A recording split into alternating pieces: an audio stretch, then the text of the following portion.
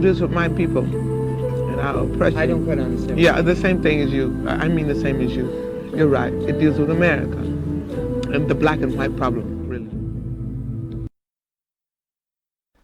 What you just listened to as part of the intro is a little segment of an a cappella that our guest today, Temitayo, has been a part of to discuss more about the Black Lives Matter movement and the issues with systemic racism. So, welcome to episode 5 of the Tortcast, and this one is a bit more on the serious side. Hopefully it will still be entertaining, but this is something that needs to be spoken about, and I haven't felt it's been appropriate to air episodes over the past 2 weeks without at least addressing systemic racism and the matter of white privilege and so many things that kind of need to be in the air at the moment. First, the guest we have today is a friend, Temitayo, who I've known from school, and we were in a very white school, and in fact in our year group there were only 2 black people, so he has a very poignant experience to share with everybody.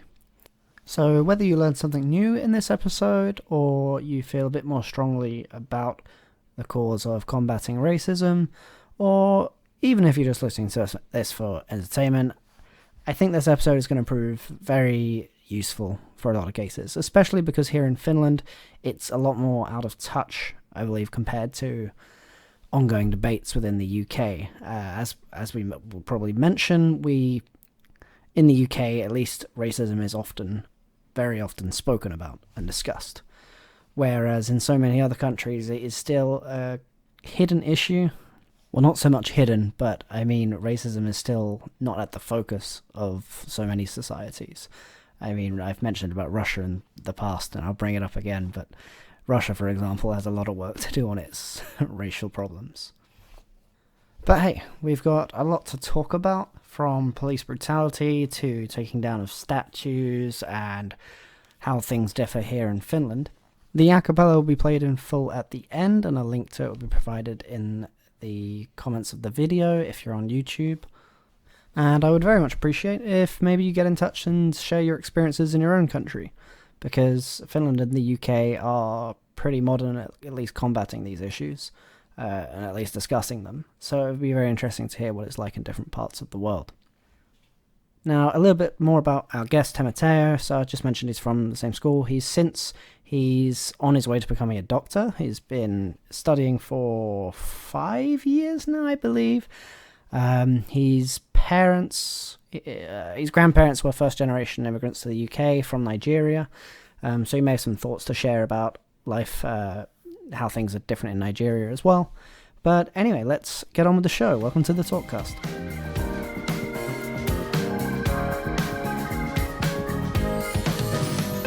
Welcome to a new episode of the Tortcast. This is episode 5, and this is quite, in essence, a serious one in light of what's been going on recently, because, I mean, the past few weeks I felt it hasn't been the best time to be airing episodes to talk about generic stuff when we've got some more serious stuff at hand. So with me today I have Temitayo.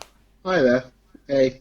Welcome to the show. I know it was a bit sudden, but wanted to speak about Black Lives Matter and the movement on a more serious and kind of professional level, as opposed to getting another Finnish guest, and things like that. It's good to talk about issues, kind of how they are at home and compared to the rest of the world. But how have you been? I've been good. Obviously, the lockdown over here has been slightly stressful. I chose to stay in my uni house, whereas all my other flatmates chose to go home. So I've been alone for the good part of 2 months, which is weird. But I'm coping well. I'm coming to terms with it, so I'm okay. How have you been? Yeah, I've been doing okay. I mean, we're both kind of isolated in different senses, I suppose. It must be weird being at university on your own, and I'm kind of out here, and my plans to have like friends and family visit have all been cancelled. So yeah, but I mean, your degree, I mean, you're an up and coming medical worker yourself. How have you felt about people's responses to the coronavirus? Oh wow. Okay. Right. So, firstly, widespread feeling, and I agree with this, is the government should have brought lockdown earlier. Like they dragged their feet, and as a result, like you've had people lose their lives when it shouldn't have happened. Also, as the weeks have gone on, like to start with, the first month and a half, people were taking it seriously, and now as the weather's got better, more and more people seem to care less. And I don't know. I'm not sure if we're coming out of it too early as well. I'm not too sure. Like, Yeah, I mean it's been very different here in Finland. It's kind of I mean, there's a lot more open space and a lot less, a lot fewer people as as you know. Um, yeah. but one thing I do find funny is that even in papers today, there are still ongoing debates about should we be wearing masks or not? Like it's still an ongoing debate, as if like I don't Wow. understand why it was ever questioned in the first place. If you look Mm, to the east, most Asian countries, I mean, there was no debate. They just, it's protocol. You just do it straight away. But for some reason in the West, masks are almost still a kind of this kind of thing where if you wear it, you're some sort of coward or something like that, or you're fear mongering by joining in the crowds by wearing a mask. well, now in the UK, from Monday, it becomes mandatory to wear it on public transport, so a lot of people are going to be wearing them. It's a bit late Um, for that, though, isn't it? I know. Oh, 100%. No, don't get me wrong. I agree. It's massively too late for that. And also, I wish, like, the thing is, over in the Western world, we care too much about our individual freedoms. Well, I'm not sure if it's too much, but we care about our individual freedoms. Over in the East, some countries are more authoritarian, some are like ours. But regardless, the way they dealt with it is so much better. As a result, you've had countries with tens of deaths rather than 40,000 like the UK has. Yeah. I think, I Yeah, mean, the key thing, I suppose, really is that, I mean, you are right. We do care a lot about our kind of freedom in the West, but it's to the point where it's then an irrational fear of protecting your yeah, freedom, and you're not thinking yes, logically exactly. anymore, and you're putting other things as a lesser priority compared to your freedom. When your Yeah, freedom is not being restricted, it's saving lives. You yeah, know, exactly. It's a temporary thing, and I like, oh no, you want to go and like see your mates for a pub drink without realizing that doing that you could literally be risking people's yeah, lives. I mean, it's almost the equivalent of wanting to use an out of order lift just because you feel you should be able to because it's your freedom. And Yeah, you don't see people protesting that they can't use out of order lifts.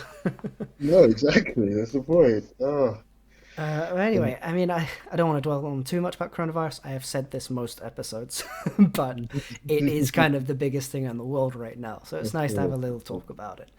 Yeah. But no, no, just tell us a bit more about yourself, really. So, what have you been doing over the past few years? Ooh. Whereabouts you're living, and so on. Okay, so I went to I was born in Southeast London, raised there till the age of 2, and then my family moved up to Essex. So then I was brought up in Essex, primary school, secondary school with you, and then afterwards I went to university up the other end of the country. Um, I have been living in Newcastle for the past, I mean, this will be the 5th year that I've been studying in Newcastle. I firstly studied biomedical sciences, then I graduated and then went straight into medicine. So by the time I've graduated, I will have done 7 years of university. That is a long time to be spending in university. I'll be honest. Yeah, I it after is. 3 years, I was out. Oh I no, am no, thinking no. about going back, but I mean, for me, a master's is only 1 year long, so even then, Yeah, it would still only be exactly. 4 years. The thing is, Um, for me, I'm terrified of the real world. So it's like anything to put it off longer. But now, you like, for example, you've known, and everybody back at school knew I wanted to be a doctor. Like, biomed was a means to an end. Graduated, successfully got onto medicine, and I'm finally where I want to be. yeah, So, I mean, your undying drive for it is quite respectable, quite admirable, if I'm honest.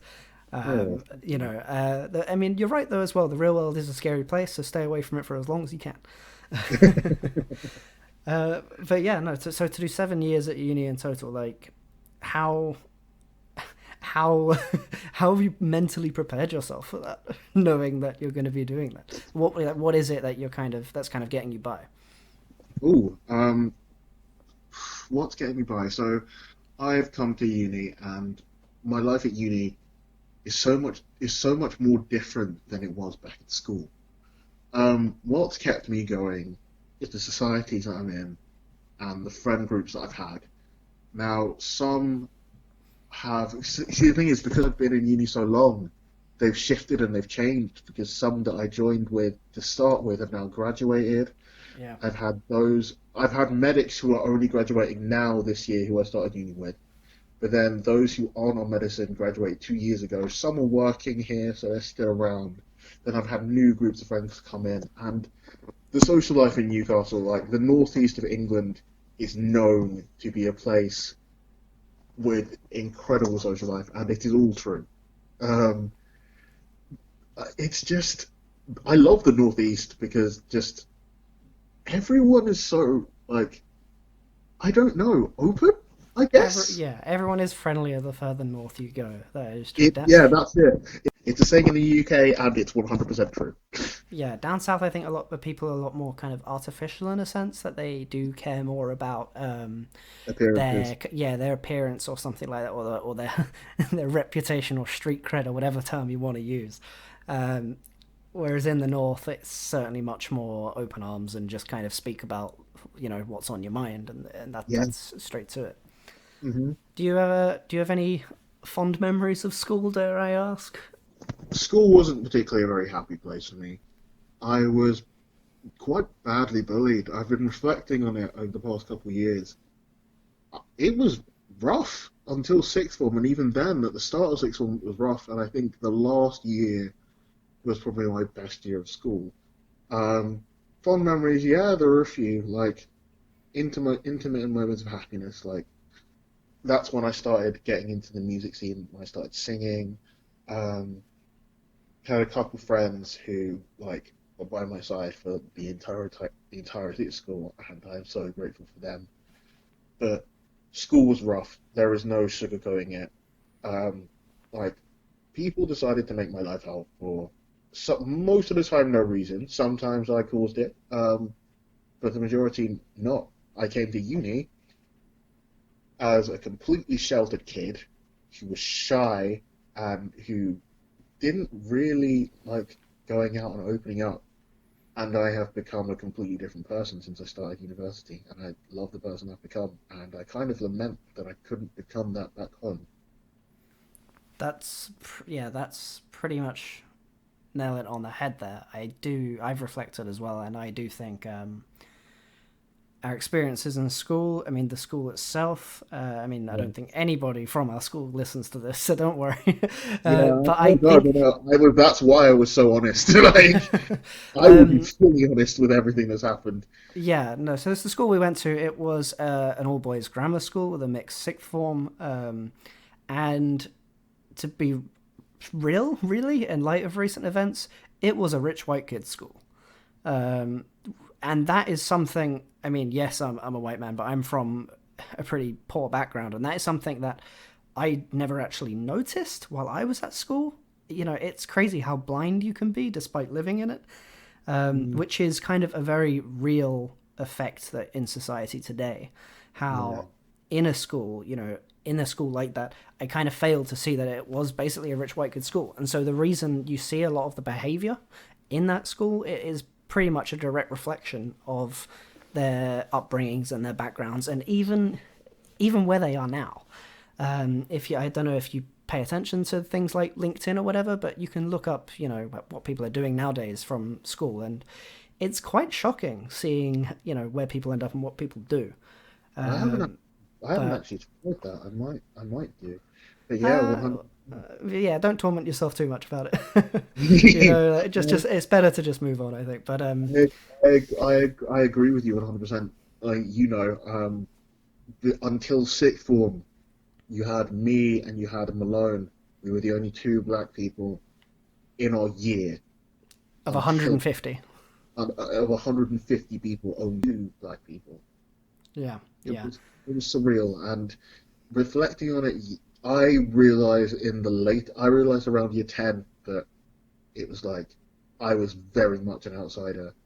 And while my race was not exactly focused on and explicitly stated as a way as a way to treat me the way people treat me, it must have played a factor because there are a lot of people who were similar to me who didn't get anywhere near the same For amount of sure. treatment. That's something I've been thinking about, really, in the sense that in schools like that, where you do have much younger, much younger people, they're not necessarily aware of the words to associate with what they're feeling. So to put it bluntly, bullying the black kid is, it is racism fundamentally. But at that age, you may not recognize it at that. You may notice it, they're different because of their behavior or because of the way they say things or any other kind of excuse or any other kind of action, when fundamentally it does boil back down to skin color. I'm not saying always, but I certainly think that probably did play a part, especially in a school like that. But Yeah. it's very good to hear that going to university, you've had a much different experience. I myself, going from that school to Cambridge, I think I've basically seen the same behaviour repeat itself all my life. Honestly, I can't imagine.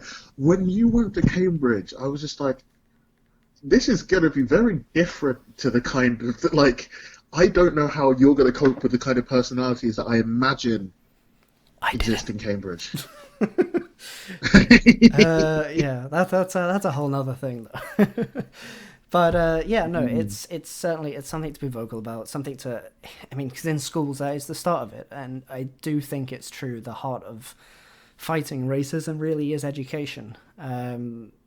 Like the more educated cities in the world have a far less systemic racism issue. So yeah, I mean, but sadly, you then get that borderline, that border between very good education, but only for rich white kids, and then good education, but it's a Mm. public school. So, but Mm. yeah. But anyway, so in light of the protests, how have you found using social media? Well, I think since this started, everyone who knows me has seen me become a lot more vocal on issues of race where I really should have spoken up a long time ago. Um, you have people from school sharing their experiences about it, and I think it's finally time for us to come out and say all this. But then seeing the stuff that's going on over in America, sometimes it's eye-opening, and the positive stuff is good to share and good to kind of raise awareness of. But some of the stuff that's going on over there is absolutely brutal. Um, I watched a video, I think last week, comprising around 10 minutes of police brutality towards black people and this was the crucial point, they hadn't done anything to agitate. And I know that there are some agitators over there, and maybe police response to that is a response is justified. How far they go with that response is not. But in that video, there was a scene. I watched a woman who was just standing there with a sign, minding her own business. A police officer deliberately trampled her with a horse. Oh, And knowing that that's happening over there because they have the same skin color as I do, I sat there and cried for a good 5 minutes. It's had quite a severe effect on my mental and emotional health, and I kind of had to distance myself for a couple of days to teach myself to cope with it. yeah. The sad thing is, it's such a serious topic that this is where the issue lies. You have so many people who are just not willing to talk about it, not willing to get into it, not willing to face it, and rather just kind of Mm. change the conversation and, not address the issue. And that's what we've been seeing on social media a lot over the past few weeks. Whether it be the All Lives Matter hashtag or talking out against the vandalizing of statues, it does bother me that people are more willing to voice their concerns over statues of slave owners being destroyed than of the issue that actually caused this in the first place, of the actual event that led to these protests. Thank you. That's exactly what we're trying to get at. I don't know how people can be more concerned with, for example, the rights over in the US, more concerned with property and statues in the UK than the issue of racism and the issue that a person was killed Absolutely. due to their skin color. People continue to deny it by misquoting statistics, and it's completely ridiculous. I saw a quote, though this is a little bit callous and a little bit broad, property can be regained, shops can be rebuilt, but black lives can't. Yeah, the fact that, I don't necessarily support rioting and looting either, but the point is, I'm not using my voice to talk about that. The people Exactly. are complaining more about rioting and protesting. That's part of the problem, and as well as with using coronavirus to kind of as a means to be against the protests. It's like, if you're willing to talk out against coronavirus, you should be willing to talk out against police brutality and systemic racism. And that's, I think, kind of the hard part of the issue, is that people are using their voice, using their social media accounts to address things that are a bit easier for them to handle rather than the core point.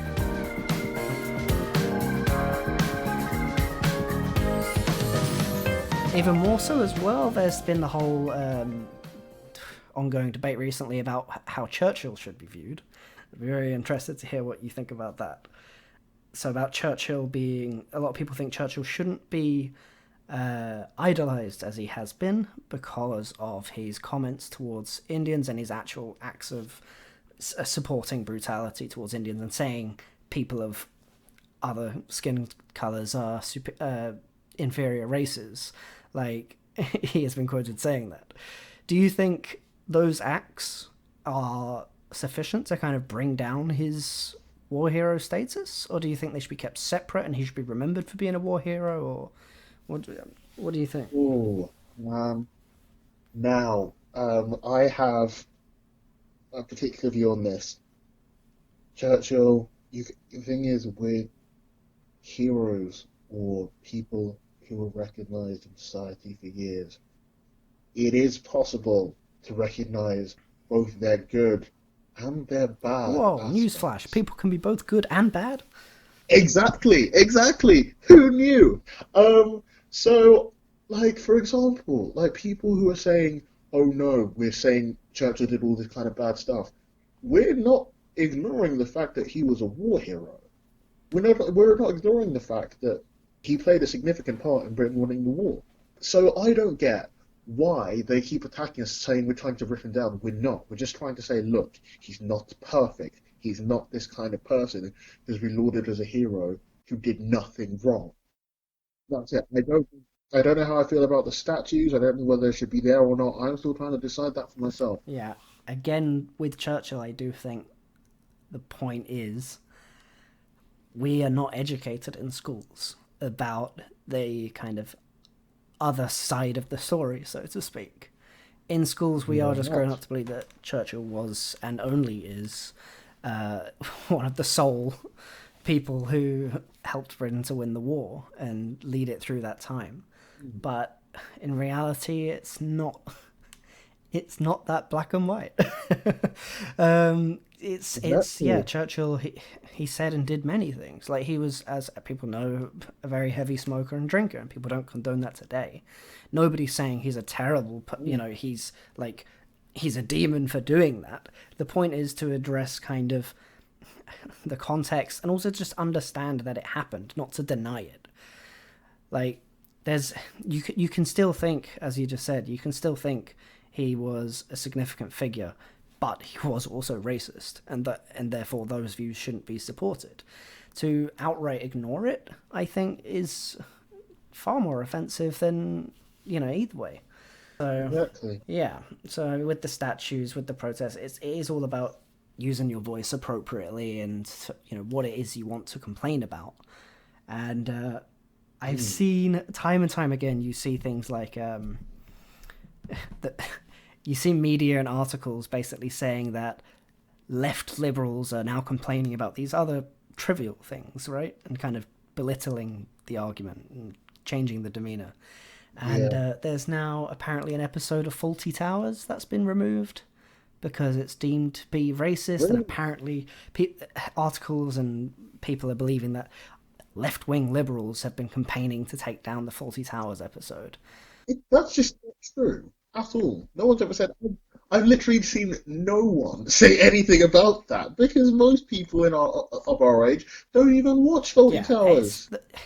Time and time again, people are saying that more liberal left-wing people are campaigning to take things down, like whether it be a show or a TV or some music or artwork or whatever, when nobody cares about that. Yeah, literally. Like, no one gives a shit. Like, move on. And so for people listening, Faulty Towers is a 70s British comedy show. It's quite tongue-in-cheek and it's quite witty. It's by John Cleese, the guy who did Monty Python. And the funny thing about this, though, is the irony is that people defending it, saying the episode shouldn't have been taken down, people defending it are saying, oh, racist comments, were appropriate for their time and things like that, using that argument, right?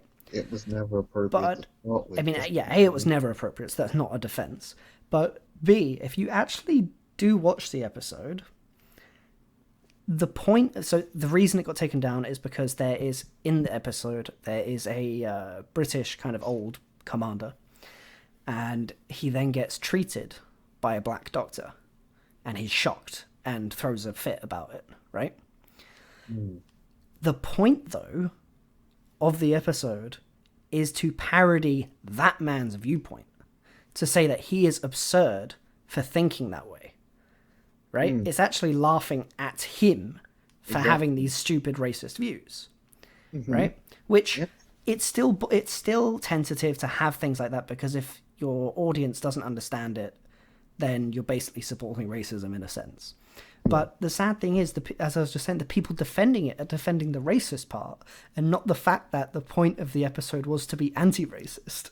They haven't watched it properly. They haven't even watched it. They think that left-wing people have complained to take it down and it's infringing on their freedom, the same point earlier. And that's what they don't like. They're willing to shout and make as much noise about their freedom, but when it comes to actually, human rights, they're not willing to have the same voice. No, exactly. Kind of thing. Like, they call America the land of the free. Black people still aren't free. No, and it's not just America, though. That's the other argument people do keep saying, like, why are these protests happening in the UK, for example? They don't believe that racism is a thing in the UK, which is pretty stupid, given British colonial history and literally the foundations of the country.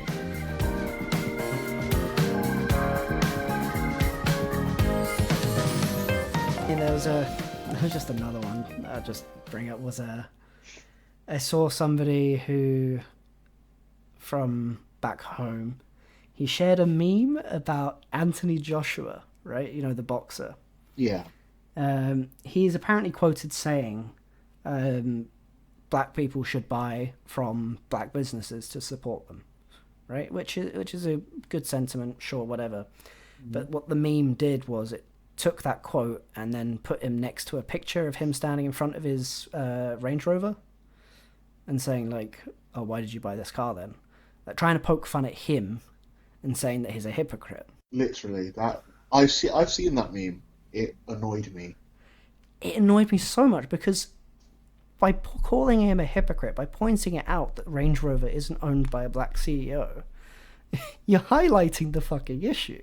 How many car companies can you name have black CEOs? Exactly. I was That's the problem. There are no car companies that have a black CEO.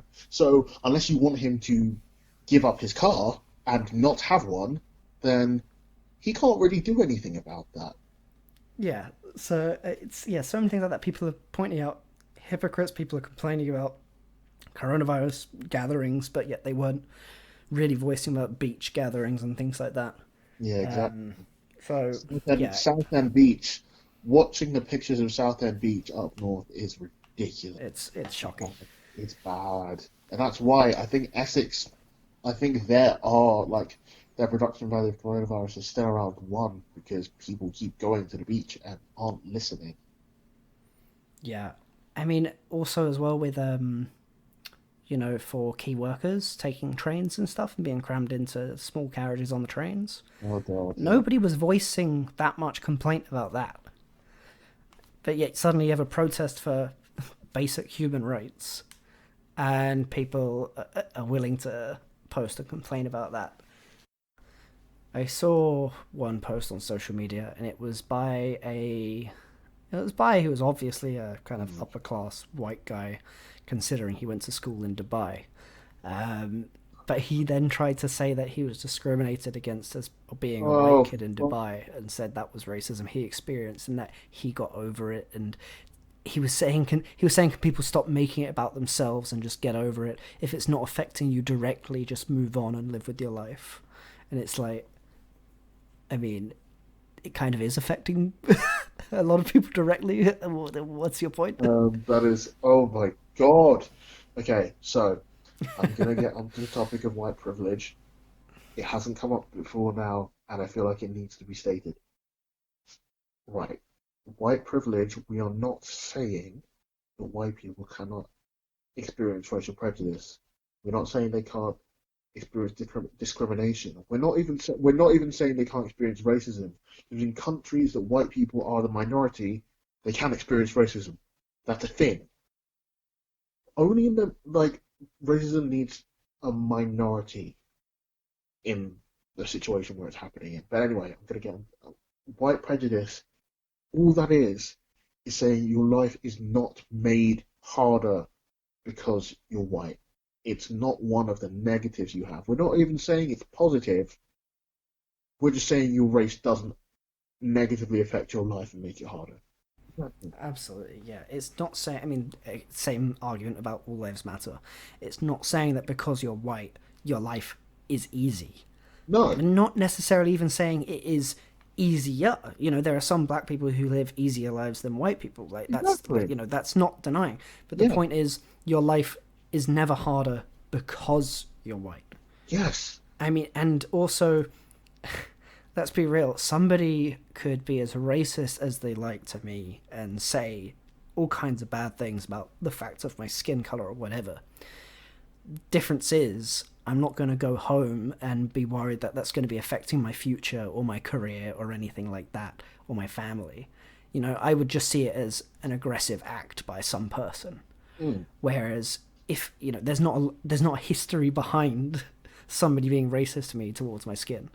Whereas for people of color, when it's racist, there is genuine, historic, malicious intent that goes beyond that interaction. White racism is typically limited to the interaction you just had with that person in whatever area you're in. When it's racism against people of color, it's not limited to that interaction. It's their whole life. So, yeah, I mean, yeah, there's a comparison going around as well about All Lives Matter saying, yes, you say all lives matter, but, you wouldn't say all cancers matter at a prostate cancer support or something, Exactly.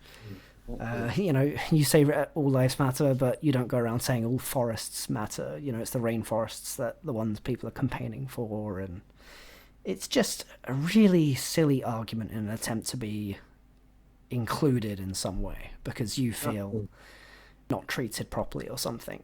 They feel threatened, and I don't know why. Yeah, they feel threatened, but apparently police brutality isn't threatening, so... Exactly.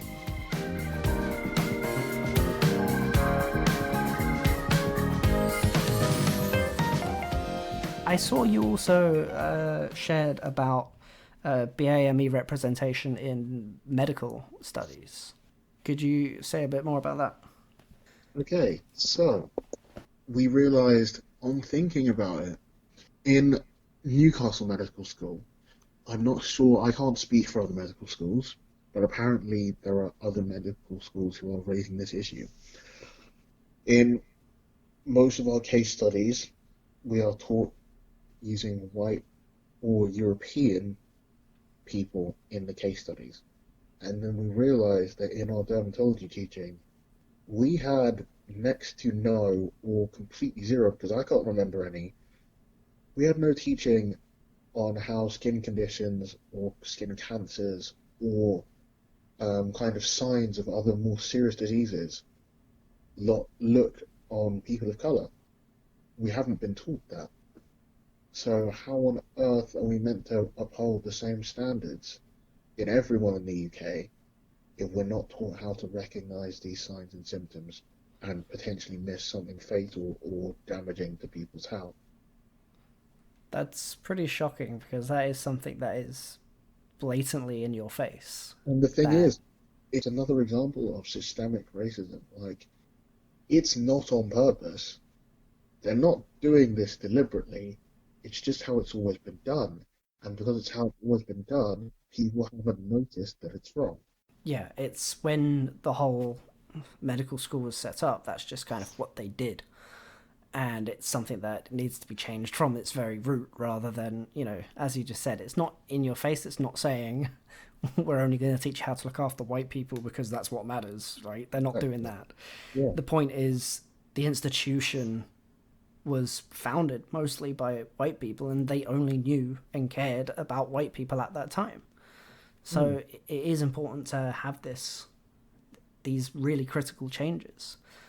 I mean, to speak. I also saw that petition going around for the Cambridge Medical School as well. So it is it is a nationwide issue. Okay. Yeah, I mean, even here in Finland is far from angelic as some people view Nordic countries. They are still selling in some game and card stores. You don't say the word I think you're going to say. I think, do you know of it? Black Pete, I think it's called. Here it's called Black Pecker, Yes. which is, it's like a card game and you lose if you get the Black Pecker card. The idea is to not be him. I don't understand how it's existed until this point in time. Yeah. I was shocked when I found out. I saw it in a store and, in Finland, in Helsinki, I mean, you still have basically old people, pretty much. They'll come into a store like that, and they'll look at it and be like, "Oh, you still have this." It'll be like a light-hearted thing. They don't see it as a kind of racist object, but the point of it was to. I mean, the way the characters are drawn, it has a long history of being racist. So the fact that that card game is still being sold in public stores here in Helsinki is crazy. You'd really, really think that the world would try and fix that. But for example, they wrote petitions about the fact that Black Pete has a huge part in the Christmas traditions, particularly in the Netherlands. That's how it became kind of well known.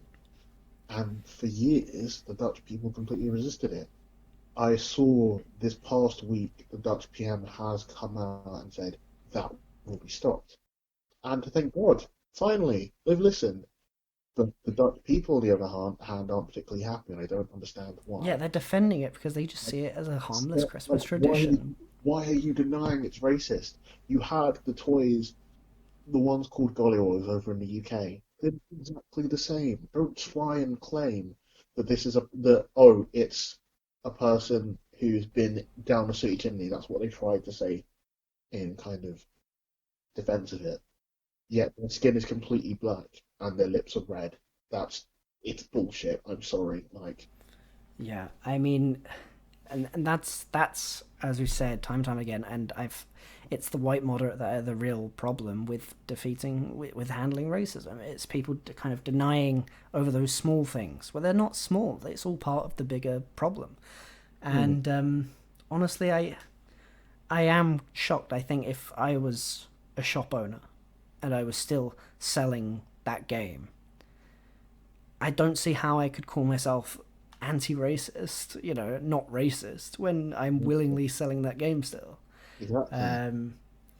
Yeah, I mean, not only that as well, but here in Finland, I've met a few Finns who've said who are our age, and when they were in school, like Bulldog in British schools. You play Bulldog, and the idea is to like tackle somebody to the ground and whatever. You know, here in Finland, as much as I love Finland, I do need to talk about this. They would play a game called basically Who's Scared of the Black Man?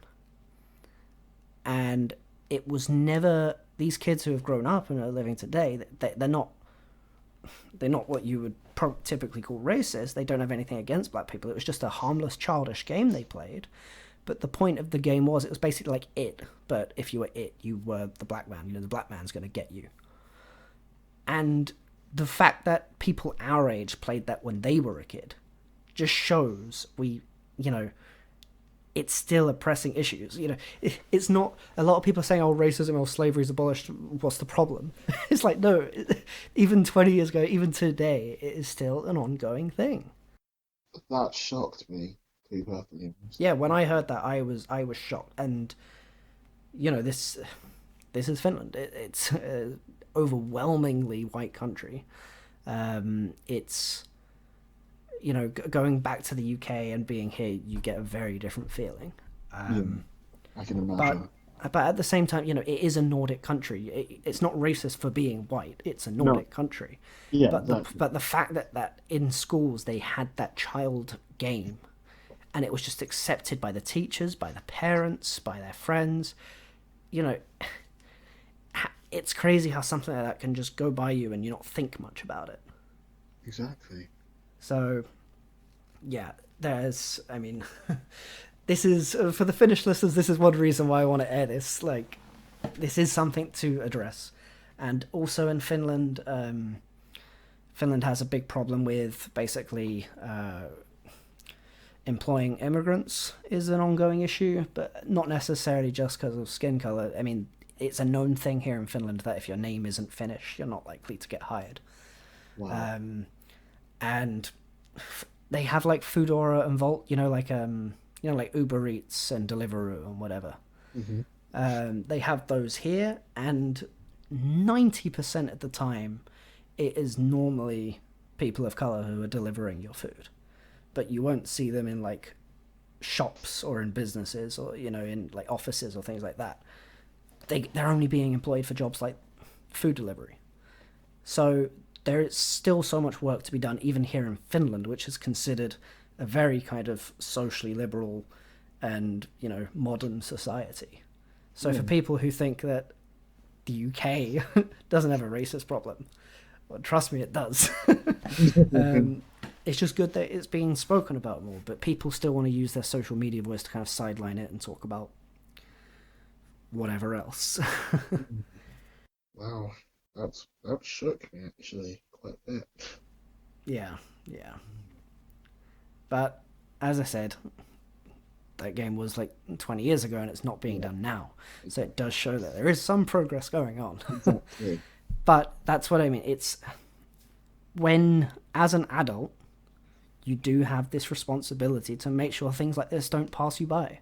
Yeah. Being a child, it's not entirely your responsibility to make sure you're not being a racist. Obviously you should be, but you're a child. It's very much down to your peers to guide you. And so the fact that games like that were accepted in school by their parents, who are obviously still alive today, the fact that there are adults living who saw that as acceptable back then just shows that there's still so much more work to be done. Yes. And I do think it is quite optimistic, younger generations growing up, with this being much more in their limelight, hopefully means that when they are adults and have their own kids, then, the cause will be even further kind of explained to them, as opposed to just being a media sensation, a kind of bandwagon thing to talk about. Let's hope so. Yeah.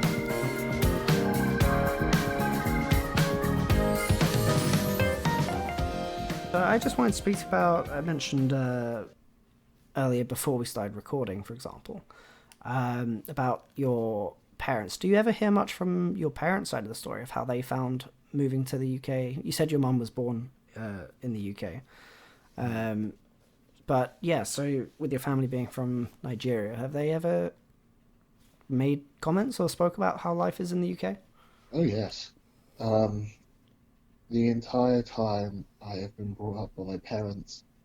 They've consistently hammered it into me that until I got to, it's gotten less prevalent at uni because people are generally more accepting. But while I was at school, I had to work doubly as hard as everybody else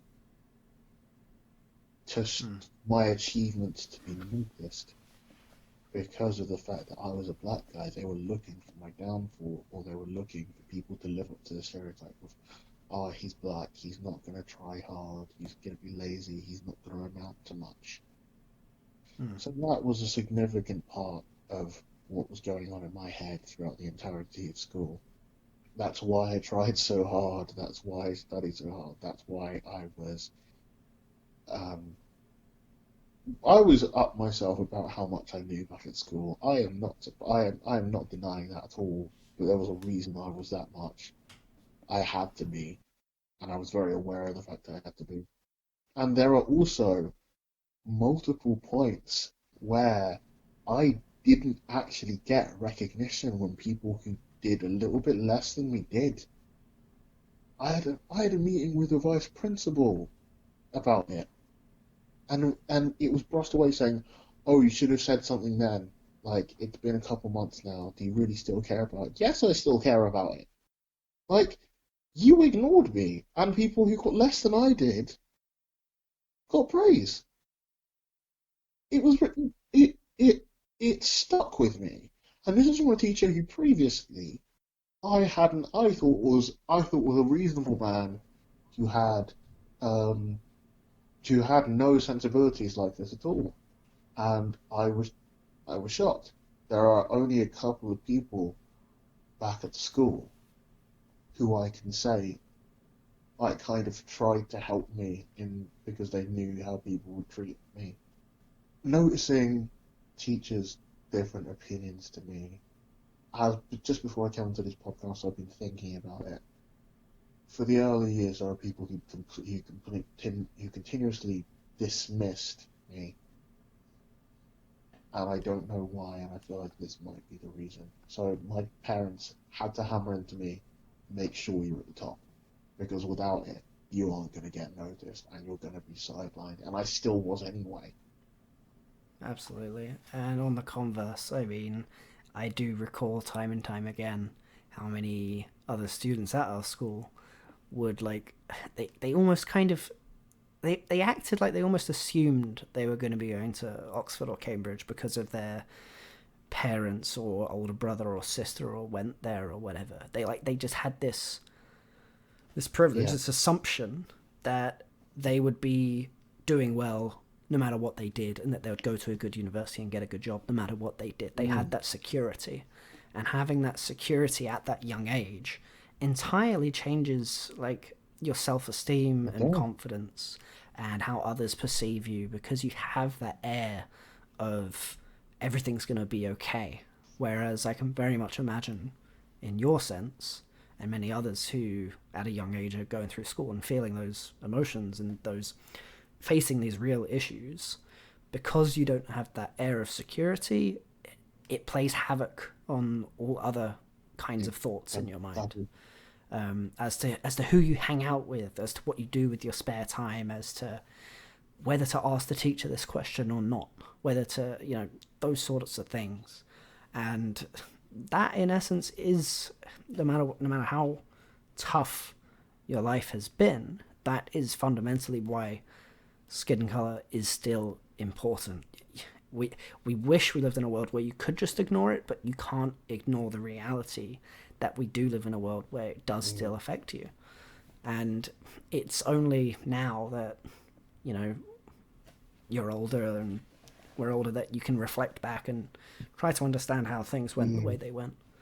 So Yeah, you got it completely correct, and I was that was actually that hit me. What you just said, that hit me hard because that was 100% how I viewed school, and it was upsetting, and it still upsets me to this day. Like, I have no loyalty. There were a couple of good moments, so I have loyalty to certain people, but to the school, absolutely none. Yeah, and I don't think I mean, it's a good thing you went to a northern university. I think if you stayed in the south, you might Oh, still oh, mate. have met people that There was a you didn't big like. reason why I came north. My uni choices were York, um, Newcastle, Sheffield, and Edinburgh, all up the other end of the country. I was not staying in the south. Also, do you remember, like what you've just said? That hit me hard. Do you remember on our A-level results day when I didn't get into medicine? Do you remember what my mood was? Do you remember what I did at the moment we found out our results? Because Callum, he brought in a bottle of vodka with him, and I came out. I looked at him and was Yeah. like, "Give me that." And he's like, "What?" I actually took it. I took a swig of it because I was that upset, and I didn't go home that day. I went home for 10 minutes to drop off stuff. I was that upset that I didn't want to face my parents because I had failed and I Mm. was scared. And I was like, what do I do? I feel like I've missed the mark of what I've been trying for years. And it got me down a lot. And this is the thing, you have people who Yeah. come from these rich, I hate to say white, but rich white families who have life made for them regardless of whether they pass or fail exams because they have their life set out for them. I mean, on a similar note as well, just one more argument I've seen a lot of people sharing on social media to change the narrative and counter the protests. Like people have been using the uh, like black on black murder statistics Oh, as an oh excuse no. for Oh their no. racism. Yeah, this whole episode is basically trying to debunk all these ridiculous excuses people Exactly. have for their racism, and this one as well. It's okay. First of all, no one is denying, like, no one's talking about murder in the first place. First of all, mostly we're talking about police brutality and systemic racism. But second of all, and the bigger point is that if you can't understand how a murder works in the first place, i.e., murders are more likely to happen within the same community and in poorer communities, that is literally showing you the problem. Is that in America in particular, but in many places, the black communities are the most underfunded, poorest communities. They have been systematically kind of put down as a lesser priority compared to And that's white communities. That it's no wonder that you're going to end up with a higher murder rate in those exactly. communities. It's because of the root cause of how society has viewed them in the first place. It's not they're black, therefore they murder, and that seems to be the conclusion that people are My drawing, which is dad, he absurd. shared something to me this week. He said it was a video that said racism has three roots. You have the society, you have education, you have economics. Economics is the key to all this. Because if you defund the communities, you defund their education, and society are going to view them poorly. The economics of black neighborhoods is the underpinning factor of how all of this racism is allowed to continue. And it's not been done by accident. Absolutely, especially in Exactly. the U.S. with its history of, I mean, the fact it was an immigrant country in the first place from the British and the Spanish and the French and many's. It's an immigrant country fueled by kind of white supremacy. It's, but yeah, again, to make the key point, this isn't just an American issue. I've spoke about just now of what's happened in Finland over the years. We've spoken about what's happened in the UK. And I mean, another thing just to kind of point out, this isn't an attack or anything, but even if you do look to Asian countries, if you look to the East, I I mean, I've got quite a few Asian friends, and being in Russia as well, you see what's going on in Russia, and nobody cares at all over there about the Black Lives Matter movement or anything of that, which, in a sense, as well, just goes to show that how it is a problem there as well. because they're not even willing to talk about it yet. And they won't be for years, which is terrible, but there's nothing. Yeah, I mean, in Russia, notoriously racist country. In the Russian metro, there were times that I would be, because the police do this quite a lot in the metro, I would hardly ever be approached. But when I was approached, the second they realized I was English and spoke very little Russian, and I was white, they basically, just was like, I'll move on. But if you hang around in the metro for like half an hour, you'll eventually see basically somebody of color, or it's typically Tajik, like southeastern Russians are kind of viewed as lesser to your typical Moscow white Russian. As the second they step off the metro car, they get pulled over by the police and asked for their documents and everything. So, they're not even willing to talk about it yet. So, if people are complaining that we're making a fuss about the Black Lives Matter movement, well, it shows that it's progress just by talking about it in the first place.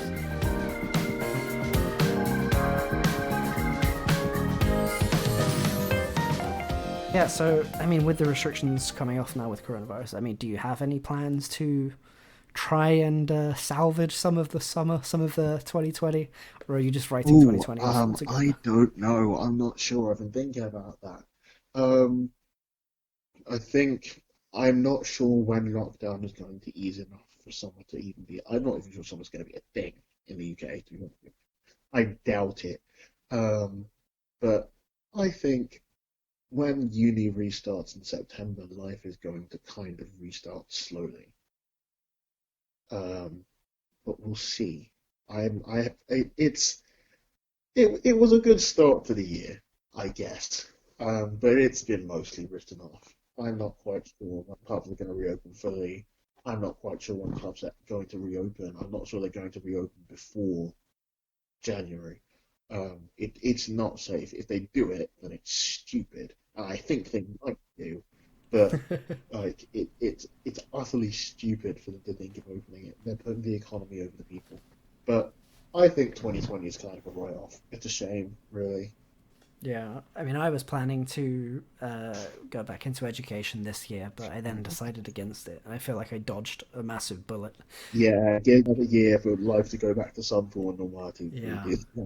I mean, not only that, I was also thinking about staying in Russia for another year, so that's another fucking bullet I dodged, because if you've seen how coronavirus has been handled in Moscow, whew. How was it handled in Moscow? It's not. I was about to say, I feel like I know where this is going, and yes, I know where this is going. This Russian statistics are crazy. They are claiming that they have as many cases as the US, but as many deaths as Finland. Which is just wrong. Which is blatantly wrong. Everyone knows it's not true, but obviously Russia just aren't even discussed because everyone knows that their statistics are wrong. It's false. The thing is, they do have a lot of serious restrictions in place. I'm not denying that they haven't made an effort to combat it. It's the fact that they're just blatantly lying about their statistics. I mean, there's been four articles now of different Russian doctors falling out of hospital windows. Yeah, Yeah, and it's funny at first because you're like, oh, well, that's why a medical degree is 7 years. Avoid falling out of windows. But actually, it's because they have zero PPE, and they are getting paid extremely poorly, and they're being told by the state, you have to treat these patients. We're not giving you any protection. We're not paying you. And so basically these Russian doctors have just kind of climbed out the window to try and just get out. They've either climbed out the window or they've been forced out that window. I mean, that is a possibility, but I don't think Russia is that far gone. I mean, it's not the USSR anymore, but yes, there is still bad stuff going on there. But yeah, no, so how did we get onto that? But yeah, Russia. I was just talking about plans and stuff. Your acapella as well is.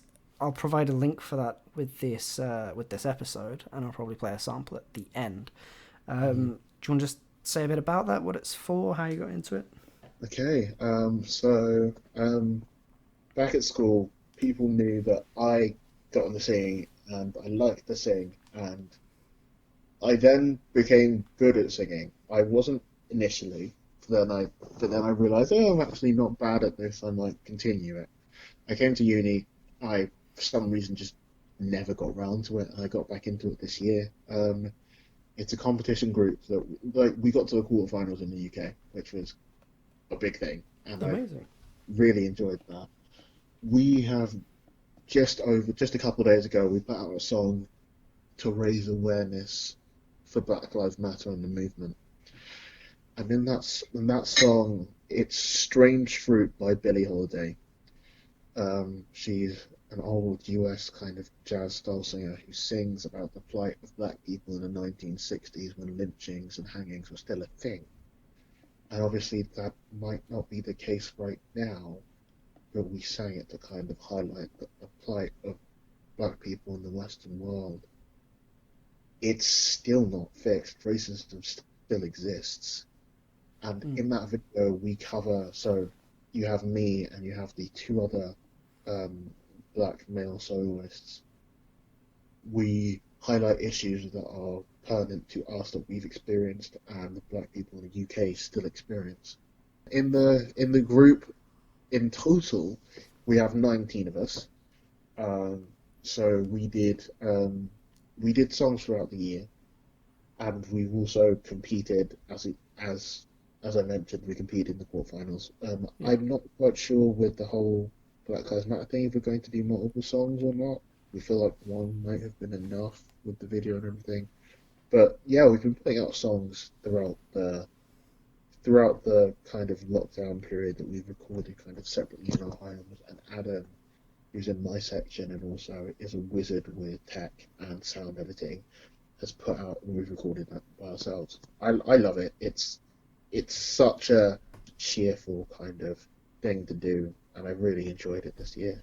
Fantastic. It's really good to hear that you've found something that you really enjoy. And yeah, we'll make sure to include it at the end of the podcast.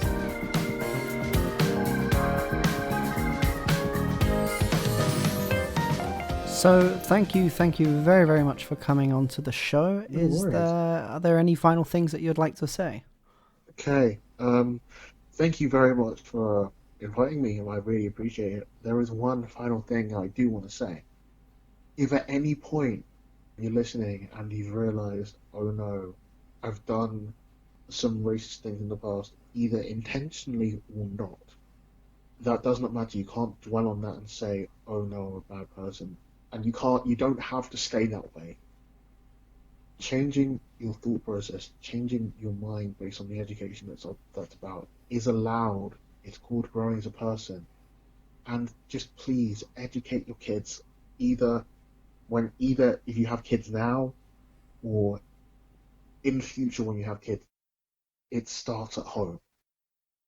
Education on race starts in the home.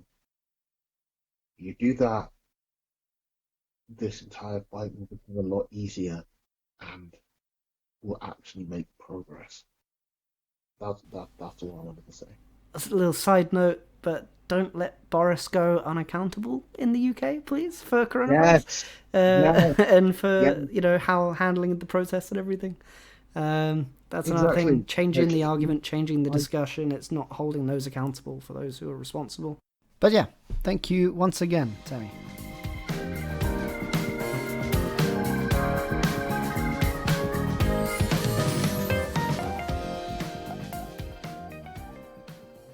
So, thank you for sticking around for this special episode. It's been a little long, but it's been an important discussion that we've had.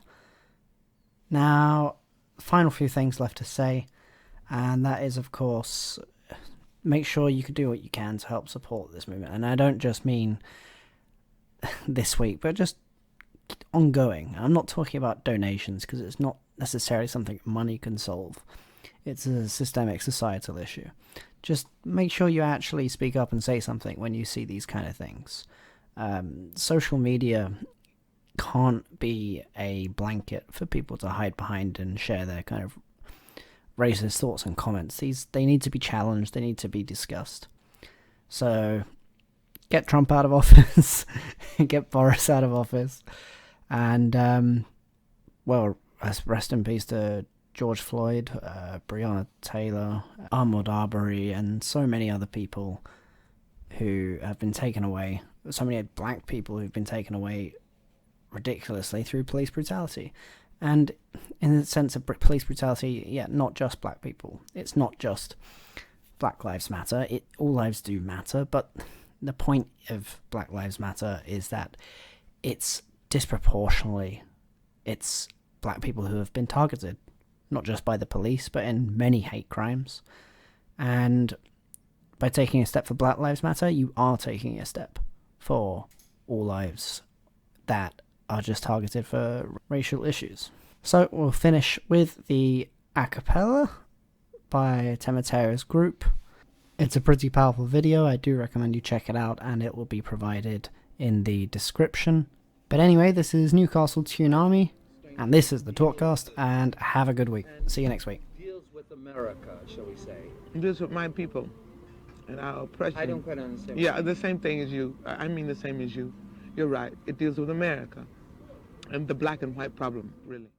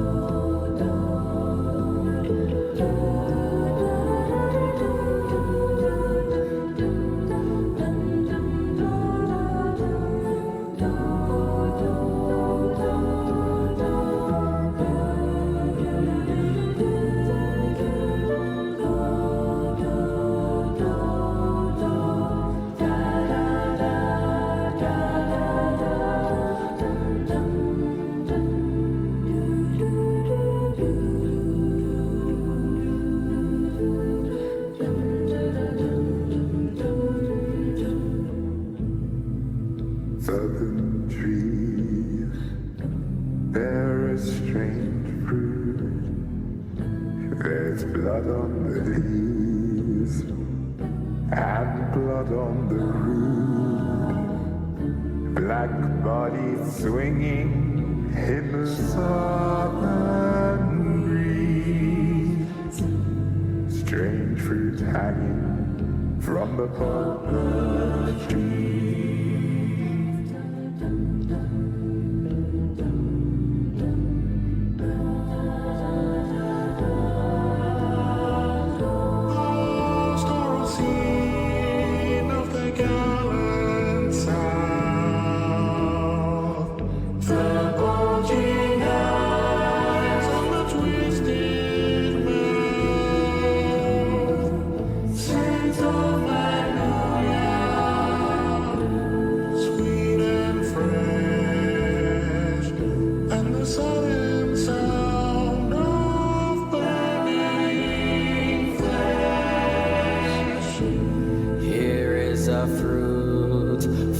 Crows to pluck, for the rain to gather, for the wind to suck, for the sun to rot, for a tree to drop.